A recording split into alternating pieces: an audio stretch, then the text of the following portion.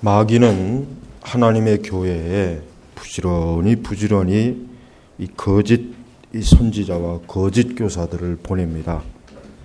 우리는 이 오늘 말씀에 보니까 거짓 선지자와 거짓 교사들이, 거짓 선생들, 이 거짓 선지자와 거짓 선생들이 어디에서 온 것인가, 누구로부터 보냄을 받은 것인가를 생각해야 됩니다. 무엇보다도 이들은 마귀가 보낸 것입니다. 사단이 보낸 것입니다. 사단은 하나님의 이 거룩한 교회를 최대한 이 교회를 무너뜨리거나 회방하거나 또 이 교회가 하나님의 일을 못하게 하는, 그것이 이 마귀가 가장 힘쓰는 일입니다. 바로 그러한 목적 때문에 마귀는 제일 중요한 게 뭐겠습니까? 그 교회를 무너뜨리려는 이 거짓 선지자와 거짓 교사들을 보내는 거예요. 끊임없이 보내는 거예요. 하나님께서 우리 구약 성경이나 신약에서도 보면 알겠지만은 하나님께서는 하나님의 일꾼들을 세우셔서 하나님의 그 영광스러운 진리, 복음을 증거하는 일에 쓰셔요. 그러니까 하나님께서도 하나님의 일을 위해서 어떠한 사람들을 부르셔서 그에게 사명을 주셔서 그들로 하여금 주의 귀한 일들을 잘 감당하도록 하시는 게 하나님이 하시는 일이에요. 또 역시 마귀도 마찬가지예요. 여러분, 마귀라고 가만히 있는 것이 아니죠. 정말 이 마귀는 이 교회를 회방하는데, 교회를 무질서하게 하고 교회에 거짓 그 가르침을 들여오게 하고 교회 안에서 분란을 일으키게 하고 교회를 도덕적으로 무너뜨리고 교리적으로 무너뜨리고 성도들을 시험에 들게 만들고, 그러한 일을 하도록 누군가를 불러 세웁니다. 누군가를 불러 세워. 바로 그것이 누구입니까? 거짓 선지자와 거짓 교사입니다. 근데 우선 우리가 이 이러한 세력들을 우리가 좀 구분할 필요가 있어요. 우선 먼저 오늘 우리가 말씀에 나와 있는 이 베드로 사도가 지적한 거짓 선지자, 거짓 선생은 교회의 내부에 침투한 사람들이에요. 내부. 그러니까 교회 안에. 그래서 여기 뭐라고 했습니까? 오늘 말씀에 보니까 그러나 백성 가운데 거짓 선지자들이 일어났으니 이와 같이 너희 가운데서도 그랬죠. 너희 가운데. 그러니까 바깥에 있는 게 아니에요. 분명히 초대교회도 이렇게 회중들이 모여서 예배를 드리고 말씀을 듣고 그랬을 거예요. 그런데 그 가운데 누가 있었느냐? 그 가운데 이 거짓 선지자, 거짓 선생들이 있는 거예요. 그러면서 보니까 또 어떠한 표현이 나오냐면은 이단을 가만히 끌어들이고, 그러니까 은밀하게 끌어들이는 거예요. 은밀하게. 사실 신천지가 보면은 아주 이 말씀에 딱 적합한 일을 사실은 해요. 신천지가 보면은 교회 안에 은밀하게 침투하잖아요. 그래서 교회 들어와서 굉장히 막 열심히 있는 신자로 자기를 내세워서 호감을 사고, 목회자와 교인들에게 호감을 사고, 그렇게 하면서 어때요? 서서히 그 신천지의 거짓 이단의 교리들을 조금씩 어때요? 그 교회 안에 퍼뜨리는 거예요. 처음에는 그러한 일들을 갑자기 하는 것이 아니라 뭡니까? 충분히 호감을 사고 신뢰를 얻는 가운데 그 일을 한단 말이에요. 그러다 보니까 자칫 그러한 일들이 어떻게 해요? 사람들이, 이 교회가 그냥 넘어가는 거예요. 그냥 우리가 이 하나님의 말씀은 모든 교회 시대에 다 해당되는 거예요. 여러분, 앞으로도 하나님의 교회 안에는 이 거짓 선지자와 거짓 선생들이 항상 어때요? 꼭 틈을 파고들어서 분명히 들어올 거란 말이에요. 근데 사실 그런 것들을 방지하기 위해서 교회는 어떻게 됩니까? 교회는 오늘 말씀에도 보니까 중요한 게 있습니다. 오늘 말씀에 보면은 이 거짓 선지자와 거짓 교사들이 왜 위험하냐? 그 위험한 이유가 있어요. 왜 그렇습니까? 자신을 값주고 사신 주님을 부인하여, 바로 이거예요. 자, 교리적으로 어떤 것을 지금 건드리고 있냐면 기독론, 그러니까 우리가 보통 신학에서 보면은 기독론이죠. 즉 예수 그리스도에 대한 어때요? 그 가르침을 왜곡시키는 거예요. 쉽게 설명하면은 분명히 이 초대교회에 들어왔던 이 거짓 선지자와 거짓 선생들은 어떠한 일을 했느냐면 예수님에 대해서 예수님은 우리를 구원할 분이 못 된다. 그분은 하나님의 아들이 아니다. 그분을 믿어봐야 구원이라고 하는 것은 있을 수가 없다. 예수님의 이러한 중요한 일들, 이 귀한 십자가의 사역을 어때? 부인하고 그것들에 대해서 사람들에게 어떻게 해요? 거짓된 가르침을 주고서 사람들로 하여금 자기들뿐만 아니라 그 거짓 교사와 거짓 그 선지자들의 얘기를 듣는 이마저도 뭐예요? 예수님에 대한 믿음을 어떻게 합니까? 예수님에 대한 믿음을 없애거나 그 믿음을 약화시키겠죠. 그러니까 이 거짓 선지자와 거짓 선생들은 복음을 건드린 거예요. 복음을 건드린 거예요. 그래서 베드로가 이 베드로후서 2장에 들어와서는 이들에 대한 특히 이제 거짓 선지자와 거짓 선생들에 대한 경고를 거의 중점적으로 지금 이 내용을 지금 다루고 있어요. 그래서 우리는 오늘 이 말씀에 보면은 이 거짓 설교자들, 거짓 목회자들이요. 쉽게 오늘날로 얘기한다면, 그러니까 가장 쉽게 적용을 한다면은 이미 초대교회 때도 이런 거짓 설교자, 거짓 목회자, 거짓된 것을 가르치는 그런 사이비 이단들이 교회 안에 교묘하게 침투해서 사람들로 하여금 예수님을 떠나가게 하고 복음을 오해하게 만들고 성경의 교리를 잘못 이해해가지고 어때요? 그만 진리에서 떠나게 하는 그런 일들을 한 거예요. 그래서 베드로가 지금 굉장히 아주 강하게 경고하고 있습니다. 이 초대교회 가르침 중에 이 디다케라고 하는 책과 12사도의 교훈이라고 하는 그 문서가 있어요. 거기에 보면 이 디다케에서 뭐라고 했냐면은 가르치는 조건으로 음식을 차리고 돈을 요구하는 자는 전부 다 거짓 선생들이다. 그 다음에 12사도의 교훈에는 이러한 자들을 뭐라고 불렀냐면 기독교 장사꾼 이렇게 불렀어요. 그러니까 벌써 이미 그 당시에 뭐예요? 이 거짓 교사들이 굉장히 많은 거예요. 그러니까 여러분 우리는 이렇게 알아야 돼요. 이단이나 이런 사이비들이 항상 어느 시대에 있었어요. 어느 시대나 그러한 자들이 없었던 시대는 없어요. 그러나 한 가지 중요한 것은 교회가 그러한 거짓 선지자와 거짓 교사들을 어떻게 대처하는가, 이게 이제는 중요한 것이에요. 사실 우리 주변에는 가만히 이렇게 봐도 명확하게 드러난 이단도 많고 또 분명히 이단인데 그것을 사람들이 모르는 것, 이 두 종류의 이단들이 굉장히 커요. 그래서 우리는 이걸 잘 분별해야 됩니다. 이것은 왜? 성경에서 경고하는 것이기 때문에 그래요. 무엇보다도 이 거짓 설교자들과 목회자들의 특징이 뭡니까? 이 사람들은 하나님의 진리 그 자체를 아주 온전하게 가르치고 그것을 증거하기보다는 뭡니까? 사람들의 인기와 호의를 얻는데 더 관심을 많아요.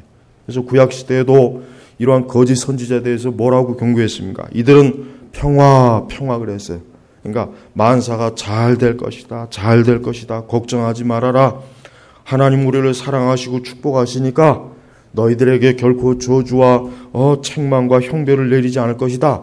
잘 될 것이다. 이 구약시대 거짓 선지자들의 특징은 뭐냐면 하나님께서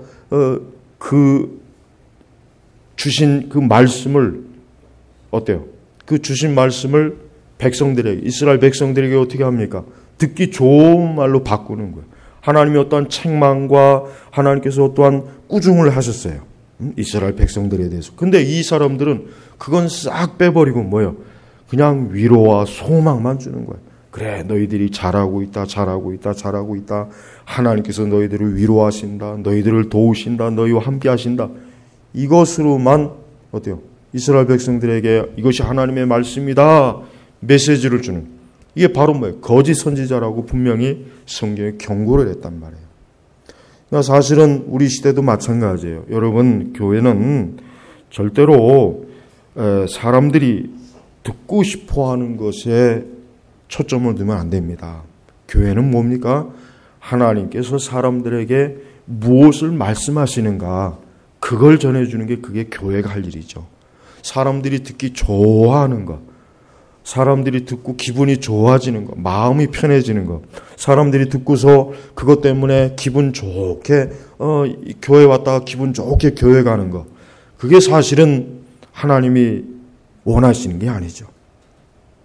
하나님께서 원하시는 것은 사람들에게, 영혼들에게 정말 그들이 들어야 되고 알아야 될 것을 증거하는 게, 그게 하나님 기뻐하는 거예요. 그런데 이 거짓 교사와 이 선지자들의 특징이 뭡니까? 사람들이 원하는 것이 무엇인가, 그것을 아는데 아주 탁월합니다. 그래서 그들은 칭찬과 명성과 인기를 얻는 일에 굉장히 탁월해요. 또한 그들은 사람들의 감성을 자극해서 어때요? 판단력을 흐리게 해요. 이게 참 문제예요. 사람은 물론 감성이 없으면 안 되겠죠. 사람이 감성이 없으면 그게 기계적인 사람이겠습니까? 그러나 사람은 감성도 있어야 되지만 냉철한 이성이 있어야 돼요. 꼭 있어야 됩니다. 그러니까 사람이 감성적이기만 하면 그 사람은 어때요? 사기를 잘 당해요. 남에게 잘 속아요. 그러니까 그런 사람들은 견고함이 없는 거예요. 늘 흔들려요. 그러니까 사람은 한편으로 냉철해야 돼. 이성이 아주 분명해야 된단 말이에요. 우리 기독교 신앙도 마찬가지입니다. 여러분, 기독교 신앙이라고 하는 것이 감성적이기만 하면 안 되죠. 그런데 이 기독교, 즉 20세기와 21세기 기독교는 뭡니까? 감성적인 기독교예요. 감성적이에요. 하여튼 감성적이지 않은 게 없어요. 설교부터 시작해서 찬송가도 그렇죠. 교회에서 하는 여러 프로그램도 그렇죠. 모두가 뭐예요? 감성을 자극하는 그러한 신앙으로, 그러한 기독교 형태, 그러한 교회의 형태로 사실은 어때요? 타락을 한 거예요. 그런 형태로. 그러니까 우리는 단순히 내가 하나님의 은혜를 받아서 기분이 좋다, 내가 오늘 하나님의 말씀을 들어서 은혜가 된다, 이러면 안 됩니다.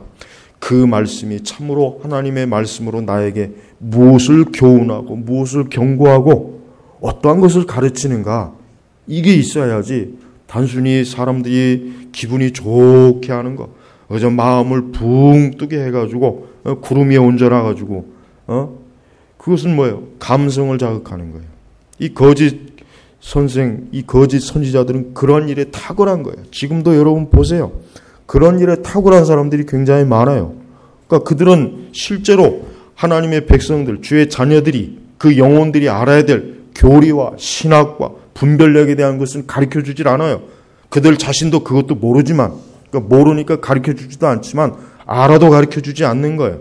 그냥 단순히 사람들에게 오늘 이 예배 자리에 오셨으니 하나님께서는 여러분을 사랑하십니다. 여러분을 축복합니다.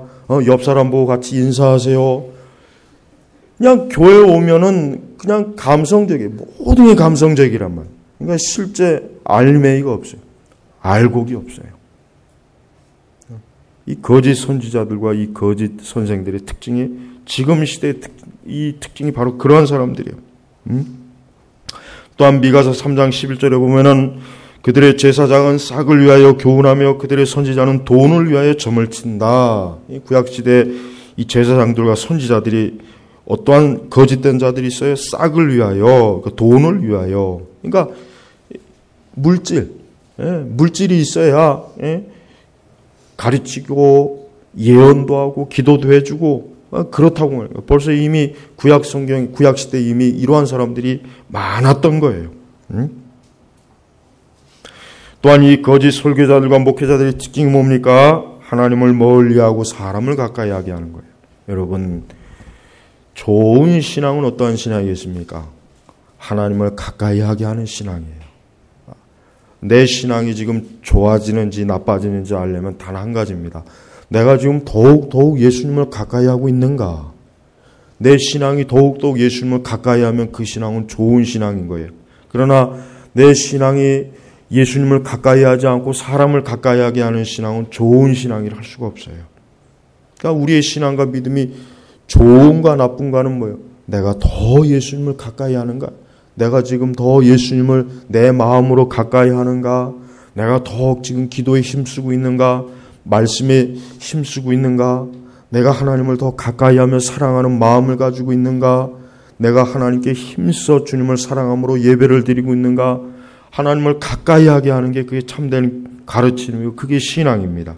근데 이 거짓 교사들은 어때요? 하나님을 점점 멀리하게 하는 거예요. 멀리하게 하는 거예요.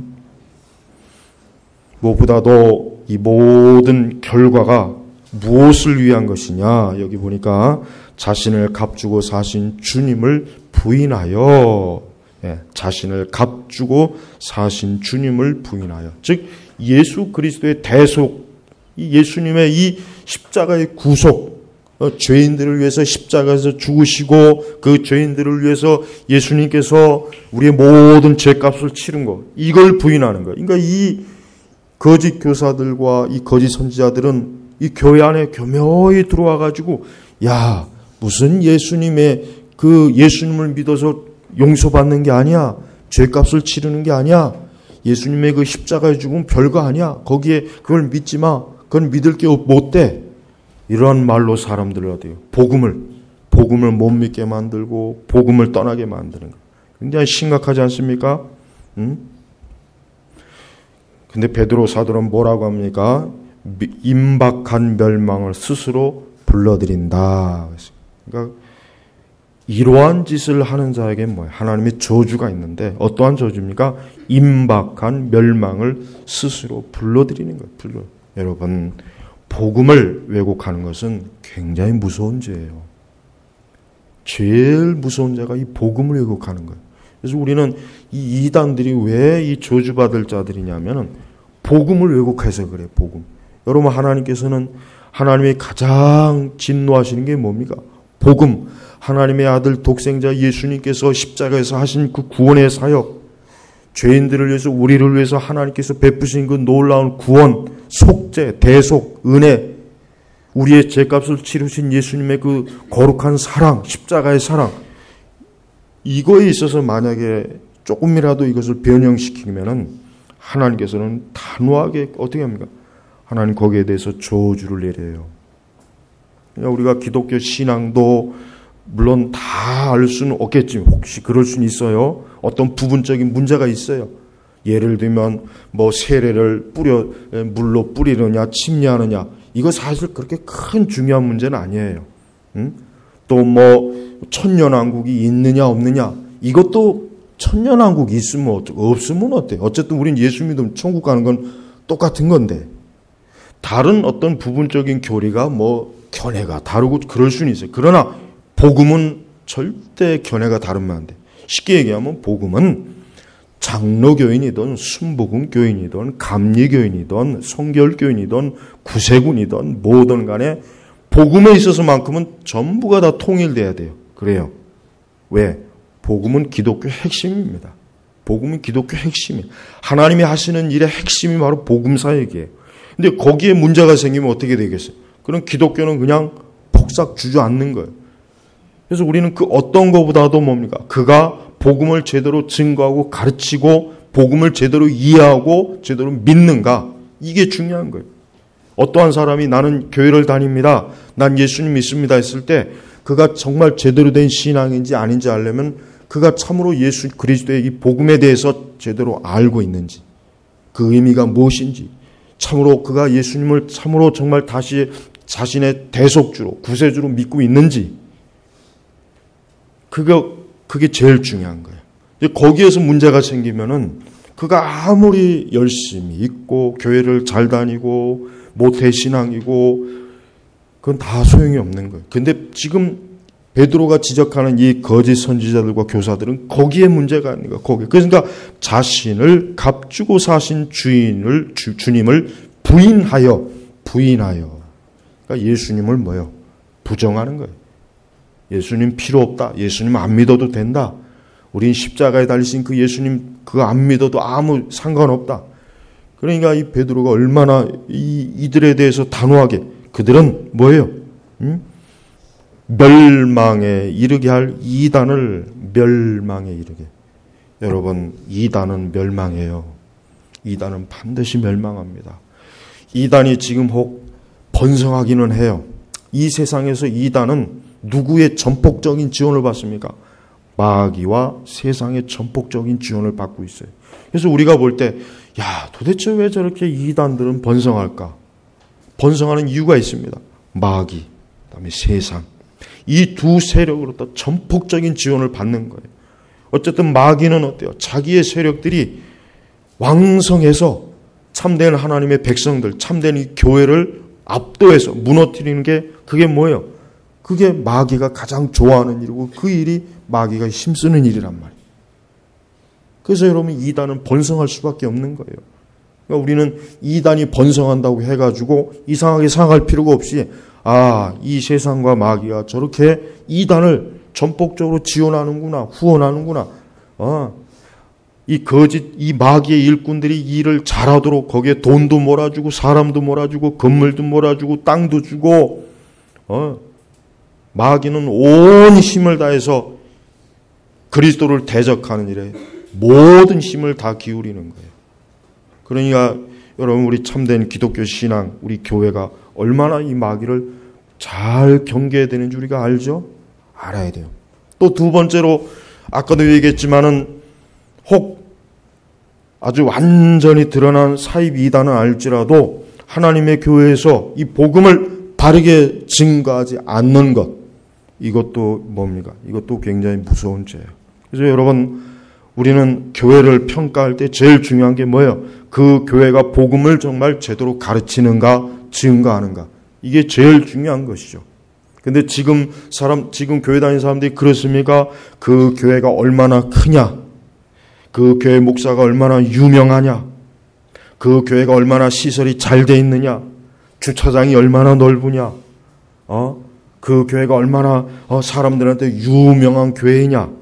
사람들은 그걸 기준으로 교회를 보지 정말 복음을 가르치냐, 정말 예수님의 복음, 그분의 십자가, 그분의 피, 예수님께서 우리를 위해서 하신 그 모든 은혜, 하나님의 은혜 사역, 이거는 관심이 없는 거예요. 그러니까 그러한 것을 교회들이 중요하게 여기지 않잖아요. 그러한 것을 중요하게 여기시는 거 아니라 아까 얘기했던 사람들이 좋아하는 것들, 거기에 힘을 기울이는 거예요. 거기에. 우리나라 교회가 그렇게 벌써 온 지가 한 30년은 된 것 같아요. 30년 훨씬 넘었습니다. 1980년대부터 이 교회 성장하기 우리 한국교회에 들어왔기 때문에 80년대를 기준으로 하면 한 35년 정도가 돼요. 35년. 그 35년 동안 우리나라 교회는 뭐에 초점을 맞췄냐면 교회 성장에 초점을 맞췄어요. 교회 성장. 그래서 교인이 몇천 명이다, 몇만 명이다. 목사님들은 교회를 성장시키는 방법을 배울 수만 있다면 산을 건너고 강을 건너고 바다를 건너고 온 사방천지를 정말 쏘다녔어요. 그래서 하나라도 더 교회를 성장시킬 수 있는 방법이 무언가 세미나에도 가보고 학교 강의도 들어보고 책도 읽고 굉장히 열심히 했어요. 어떻게 보면은 그런 결과 때문에 교회가 외적으로 성장을 했습니다. 성장을 했어요. 그러나 실제로 보니까 교회가 그 안에 지금 이러한 이 거짓 교사들과 선지자들이 많이 들어온 거예요. 사람들로 하여금 하나님은 여러분들을 사랑하십니다. 오늘도 좋은 주일날 이렇게 와서 하나님께 복을 받습니다. 오늘 이렇게 예배 시간에 와서 예배 참석하니 하나님은 여러분을 축복하실 겁니다. 축복하실 겁니다. 그러니까 죄를 지적하거나 회개하라는 설교도 굉장히 약했습니다. 그게 거의 없기도 했어요. 그냥 예수님은 마음씨 좋은 분이에요. 이제 다 오면 받아주는 분이에요. 그러나 예수님은 죄를 회개하지 않으면 안 돼요. 우리는 복음이 뭐예요? 자기 죄를 회개하고 예수님을 이제는 뭐예요? 자기 주인으로 삼는 거예요. 이젠 예수님이 주인이에요. 예수님이 나를 어디로 인도하시던, 나를 가난으로 인도하시던, 질병으로 인도하시던, 이제는 예수님이 가는 곳에 내가 가는 거예요. 내가 따라가요. 그분에게 순종해야 돼요. 우리는 예수님을, 내가 축복받는데 예수님을 사용하면 안 되죠. 그냥 예수님이 그분을 내가 존중받고 내가 기분이 좋아지고 내가 세상에서 잘 되고 내가 그분으로 인해서 어쨌든 모든 게 다 좋아지는 예수님을 그렇게 이용하면 안 되죠. 여러분, 예수님은 어떠한 분이세요? 그러니까 복음서를 제가 왜 자꾸 읽어보라는 얘기는 거기 예수님을 보시면은 그 예수님과 지금 교회에서 말하는 예수님과 같은 예수님인가 한번 구별을 해보라는 얘기예요. 성경에서 말씀하시는 예수님과 지금 교회에서 말씀하시는 예수님과 같은 예수님인가? 사실은 다른 예수입니다. 이 다른 예수를 전하는 게 바로 뭐예요? 자신을 값주고 사신 주님을 부인하는 거예요. 이게 공개적으로 난 예수님 안 믿어, 예수님 필요 없어, 이것만 부인하는 게 아니에요. 실제로 예수님이 말씀하지 않은 거, 예수님이 우리에게 주시지 않은 거, 약속하지 않은 거, 예수님께서 하나님께서 복음을 통해서 우리에게 허락하지 않은 거, 그것을 추구하고 그것을 가르치는 것도 뭐예요? 그것을 주님을 부인하는 거란 말이에요. 그러니까 이 복음의 핵심을 지금 뭡니까? 자신을 값주고 사신. 근데 여기서 이제 이 부분이 좀 논란이 있습니다. 사실 이 부분이 칼빈주의를 굉장히 반박하는 굉장히 아주 자칫하면은 그렇게 이해한 자신을 값주고, 그러니까 여기서 지금 자신을 값주고 했으니까 이 거짓 선생들과 거짓 선지자들은 구원받은 사람이 아니냐, 그런 의문을 제기합니다. 그런데 실제 베드로가 지금 말하는 것은 이 사람들 자체가 뭐예요? 처음부터 이 사람들은 처음부터 예수 그리스도를 자신의 구속주로 속죄주로 믿지 않은 사람들, 처음부터 믿지 않은 사람이지, 이 사람들이 믿었는데 주님을 부인한 게 아니란 말이에요. 그러니까 자칫하면은 혹시라도 그런 오해를 할 수 있는 거지. 여러분, 처음부터 예수 그리스도의 십자가의 구속을 믿고 아는 사람들은 절대로 주님을 부인하지 않아요. 참으로 예수님이 나의 구세주, 내 죄값을 씻어주시고 나를 모든 죄악에서 건지신 분, 하나님의 아들, 그분이 나를 건지시고 나를 위해서 그분이 피 흘리시고 나를 위해서 그분이 매를 맞으시고 그분이 나를 위해서 고난과 수치와 모든 모욕을 당하신 그 사실을 진정으로 믿는다면 그분을 부인할 수가 없는 거예요. 근데 애초부터 이들은 뭐예요? 예수님을 믿지 않았던 사람이에요. 그리고 이들의 특징이 뭔지 아십니까? 그게 바로 2절 3절에 있습니다. 많은 이들이 그들의 방탕을 따를 것이니. 여러분, 거짓 선지자와 거짓 교사, 그 사람들이 전형적인 특징이 뭡니까? 방탕해요. 도덕적, 윤리적으로 어때요? 그 여기 나오잖아요. 그들이 방탕을 따를 것이니 그들 때문에 진리의 도가 모독을 받게 될 것이다. 보십시오. 어떤 목사가 성추행했다, 어떠한 목사가 나쁜 짓 했다, 그러면 사람들은 대번에 뭘 하겠습니까? 교회를 욕해요. 교회를 욕한단 말이에요. 사실 그런 일들이 많이 있었어요. 그래서 뭡니까? 진리의 도가 모독을 받는 거. 그러니까 복음 자체는 참 좋은 건데, 근데 자꾸 이러한 자들 때문에 교회가 욕을 먹는 거예요. 아, 저 교회 보니까 안 되겠어. 또 뭡니까? 3절에 그들은 탐욕에 빠져 지어낸 말로 너희에게 이득을 취할 것이니. 그러니까 방탕과 탐욕. 이 방탕과 탐욕 있는 그거는 거짓 목회자, 거짓 설교자의 전형적인 특징이란 말이에요. 그러니까 이걸 보면서 아하, 이 거짓 선지자와 거짓 교사들은 방탕하구나, 탐욕에 빠진 사람이구나. 딱 그 열매를 보면 아, 이것은 아니구나, 그렇게 알아야 된단 말이에요. 우리는 이 하나님의 교회가 얼마나 거룩하고 경건해야 되는지 우리는 잘 알아야 돼요. 여러분, 우리 그리스도인들은 참으로 하나님 보실 때 어떠한 사람입니까? 우리 그리스도인들은 하나님 앞에서 존귀한 사람이에요. 귀하단 말이에요. 그러니까 우리 성도들은 자기 자신부터 포함해서 이 하나님의 교회를 포함해서 이 모든 하나님의 일이 어때요? 영광스러운 거예요. 영광스러운. 여기에는 흠이 없어야 돼요. 여기에는 악한 것이 있으면 안 돼요. 여기서는 부정한 것이 있으면 안 돼요. 이 자체가 뭡니까? 거룩한 거예요. 무엇보다도 자신을 값주고, 여러분 예수님께서 왜 십자가에서 죽으셨습니까? 당신 자신의 대신 생명, 예수님 자신의 생명으로 대신 우리를 값을 치러준 거예요. 치러준 거란 말이에요. 이 값주고 사신이란 말이 사실 제일 중요한 말이에요. 이게 그래서 베드로가 정확하게 이 용어를 쓴 것입니다. 여러분 예수님은 우리를 위해서 당신이 대신 십자가에서 죽으신 거예요. 죽은 거예요.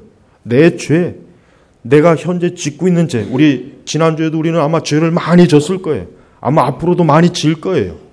그 모든 현재와 장래의 죄까지도 예수님 뭐예요? 당신 자신의 그 피값으로 대신 바꾼 거예요. 맞바꾼 거예요.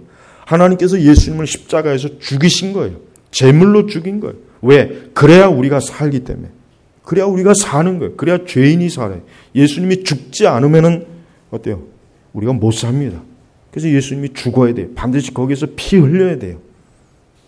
여러분, 이렇게 하나님께서 우리를 위해서 하신 이 영광스러운 이 복음의 사역인데, 어떻게 이 영광스러운 복음의 이 귀한 구원의 일에 이 거짓 선지자들과 거짓 교사들은 어때요? 거기에 회방을 놓는 거예요. 거기에다가 이 거짓, 이 교묘하게 잘못된 것들을 뿌려대서 사람들로 하여금 오해하게 만들고 잘못 믿게 하는 거죠. 잘못. 가장 큰 문제가 뭐냐? 잘못 믿는 거예요. 그러니까 모든 믿음이 다 좋은 게 아니죠. 그 믿음이 정말 진리에 대한 믿음인지 진리와는 상관없는 믿음인지. 그러니까 믿음에 대해서 많은 얘기를 해요. 믿음에 대해서. 나는 믿음이 있는지 없는지. 믿음. 교회에서도 믿음의 설교 많이 하죠. 그러나 교회에서 하는 믿음의 설교는 전부 다 복받는 조건을 가지는 설교지, 그 진정한 믿음에 대한 설교를 하려면 뭐예요? 그리스도의 구속을 믿느냐? 너의 죄가 예수님의 십자가에서 사해졌다는 것을 알고 있느냐? 너가 이대로 예수 그리스도를 믿지 않으면 네가 지옥에 갈 것을 알고 있느냐? 여기에 대해서, 믿음에 대해서 가르쳐 줘야지. 지금 교회들에서 그 믿음 설교를 보면은 전부가 다 뭡니까? 하나님에게 복을 받는 그 주제를 가지고 믿음을 전부 거기다 다 연결을 시켜버려요. 그러니까 사실은 그거는 뭐예요? 성경에서 말하는 믿음이 아니에요. 성경에서 말하는 믿음은 그 믿음이 아닙니다. 성경에서 말하는 믿음은 뭐예요? 하나님의 영광스러운 구원의 사역에 대한 믿음이에요. 하나님을 잘 믿어서 복을 많이 받는, 하나님께서 그것 때문에 우리에게 믿음을 주신 게 아니란 말이에요. 그건 믿음하고는 아무 상관이 없는 거예요. 우리는 이 세상에서 열심히 혹 성실하게 일하고 열심히 사기를 치거나 열심히 하여튼 어쨌든 물질은 많이 벌게 돼 있어요. 굳이 뭐 믿음 가질 필요가 없어요. 근데 왜 교회에서 돈과 이 세상의 것을 결부시켜갖고 왜 믿음을 가르칩니까? 그건 잘못된 가르침이에요. 성경 어디에도 그런 말씀이 사실 없어요. 없단 말이에요. 우리 제네바 개혁교회 우리 성도 여러분, 우리는 지금도 또 앞으로도 이 거짓 선지자와 거짓 교사들을 많이 눈에 볼 것입니다. 우리 교회도 혹시 몰라요. 우리 교회도 그런 사람들이, 그런 이들이 혹시 들어올지는 모르겠어요. 물론 들어와서도 안 되겠지만은, 들어와서도 어때요? 버티질 못하게 해야 돼요. 어떻게 버티지 못하게 합니까? 계속해서 성경적 설교와 교리를 가리키는 거예요. 그래서 이 거짓 선지자와 거짓 교사들이 배견하지 못하게 만들어야 돼요. 많은 이단들이 어디서 감히 이 신천들이 어디서 감히 이 교회 안에 비집고 들어옵니까? 그건 왜 그렇습니까? 교회가 올바른 설교를 하지 않기 때문에, 성경과 교리를 가르치지 않으니까 그것들이 어때요? 와가지고 활기를 칠 수 있는 그런 환경이 조성이 된 것이란 말이에요. 만약에 교회에서 매주일마다 성경을 제대로 가르치고 교리를 가르쳤다면은 어디 그 신천들이 감히 와가지고 교회 안에서 설쳐되겠어요? 설쳐되질 못합니다. 그럴 수 있는 영적 환경이 안 되는 거예요. 그러니 여러분, 우리는 이 지금도 거짓 선지자들과 거짓 선생들이 어때요? 가득해요. 그리고 가장 위험한 거는 외부에서 들어오는 것들은 별로 위험하지 않아요. 정말 이 말씀처럼 어때요? 내부에, 너희 가운데, 이 내부에 있는 항상 적은 안에 있는 적이 위험하잖아요. 바깥에 있는 적은 별로 위험하지 않아요. 왜? 그 적은 뚜렷하게 실체가 보이거든. 예를 들면 우리나라도 저 북한이라고 하는 실체를 봐요. 아, 저놈들은 우리나라를 대적하는. 근데 이 안에서 북한을 옹호하는 놈들, 이것들은 잡아내기가 힘들어요. 정체가 드러났음에도 잡아내지도 않잖아요. 지금 솔직한 얘기로. 영적으로도 마찬가지예요. 영적으로도 바깥에 외부에 드러난 여호와의 증인이니 뭐 통일견이 이거는 이미 드러난 거기 때문에 별로 위험하지 않아요. 그건 딱 보면 알거든. 하여튼 여호와의 증인은 참 표시가 잘 나. 하여튼 길 가다가 하여튼 양복 입고 점잖게 차이라면 그거 거의 다 여호와의 증인이에요. 그건 거의 100%다. 근데 교회 안에, 신학교 안에, 신학대학교 안에, 오늘날 이 교계 안에, 이 교계 안에 이단들이 그게 정말 제일 큰 위협이에요. 마귀는 이 전략을 너무나 잘 쓰고 있습니다. 외부에서 침투하는 것들은 금방 잡히니까, 안에서 이 적들을, 안에, 이 내부에, 그래서 여러분, 우리는 항상 분별해야 돼요. 우리는 이 내부의 적들이 외부의 적보다 더 많습니다. 이 외부의 적들은 그렇게 위협적이지도 않고, 저것들은 어차피 저거는 시간 지나면 저것들은 소멸할 거예요. 그러나 이 내부의 적들은 왜 위험하냐? 내부의 적들은 기생충 같은 것들이라 교회가 죽어야 그것들이 죽습니다. 여러분, 제일 큰 예수님을 부정하는 가장 사악한 방법이 뭔지 아세요? 예수님을 부정하는 가장 사악한 방법이 뭐냐면 예수 그리스도에 의해서 구원받은 자들을 예수님을 대적하게 하는 거예요. 이게 제일 아주 사악한 죄악이. 가장 쉽게 예를 들면 뭐냐? 이렇게 하나님의 참된 교회가 천주교하고 손을 잡게 하는 거. 바로 이거예요. 그 안에 있는 순진한 신자들이 솔직히 뭘 알겠습니까? 제대로 가르친, 그저 교회가 하니까, 우리 목사님이 크게 뭘 하니까 우리도 같이 후원하고 같이 지원하고 참여해야지. 그게 제일 마귀가 쓰는 그러니까 이 세상 사람들이 예수님을 욕하는 것과 예수님의 그 핏값으로 구원받은 사람이 예수님을 대적하게 하는 거예요. 이게 가장 예수님을 모독하는 최고의 방법입니다. 교회가, 이 마귀가 지금 그걸 사용하고 있어요. 저는 그게 가장 안타까운 거예요.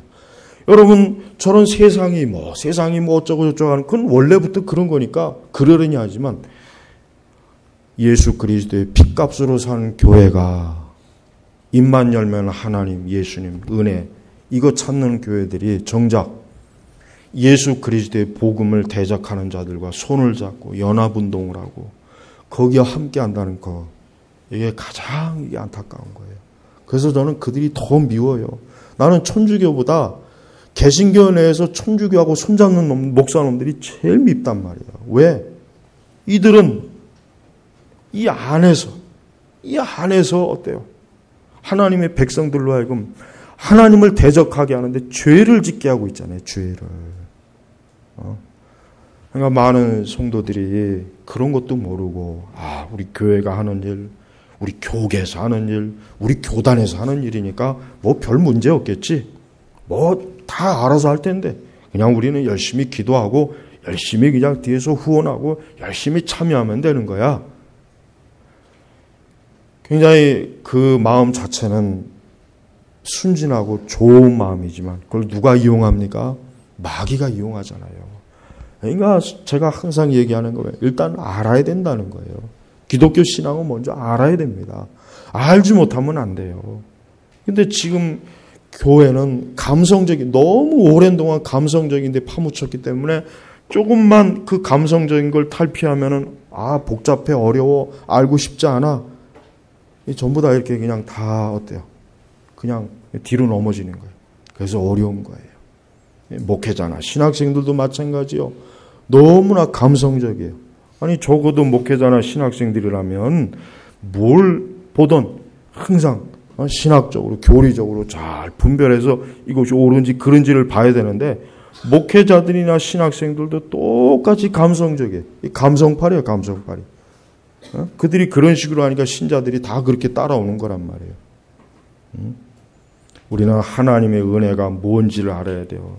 하나님의 은혜라고 하는 것이 단지 두 눈 감고 눈물 흘리는 게 하나님의 은혜가 아니에요. 새벽기도 열심히 나오는 게 하나님의 은혜도 아니고 철야기도 많이 하는 것도 하나님의 은혜가 아닙니다. 하나님의 그 진리를 바르게 알고 믿는 것. 그래서 옳고 그른 것을 구별하는 것. 그게 바로 하나님의 은혜입니다. 그것이 뭐 없는 상태에서는 내가 아무리 하나님의 은혜를 받았다고 해도 소용이 없는 거예요. 우리 개혁교회는 바로 그런 면에서 하나님의 진리와 진리가 아닌 것이 무엇인지를 바르게 가르치면서 신앙생활을 하자. 이게 바로 개혁신앙이고 이게 개혁주의고 이게 바로 개혁교회입니다. 이와 같은 믿음과 이와 같은 신앙이 지금과 같은 감성적인 기독교 안에서는 굉장히 어때요? 아마 메마를 거예요. 뭔가 딱딱하고 뜨거운 것도 없고 막 그냥 뭔가 없는 것 같아. 아마 그래서 사람들이 좋아하지는 않아요. 지금 시대 사람들이.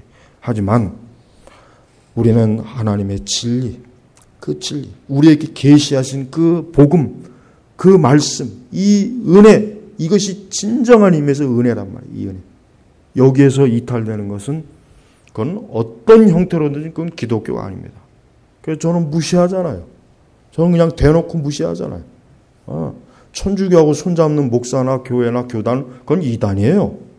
어떻게 그것을 감히 어떻게 그걸 정통 그래도 교회인데 무슨 그래도 교회예요. 교회가 교회 아니에요. 그건 목사도 아니고 그뿐만 하여튼 하나님의 말씀의 교리에서 벗어나는 것은 그건 인정사정 볼 것이 없어요. 그건 우리가 봐줄 문제가 아니에요. 이건 하나님의 진리지 내 진리가 아니거든. 이것은 그리스도의 복음이지 우리의 복음이 아니란 말이에요.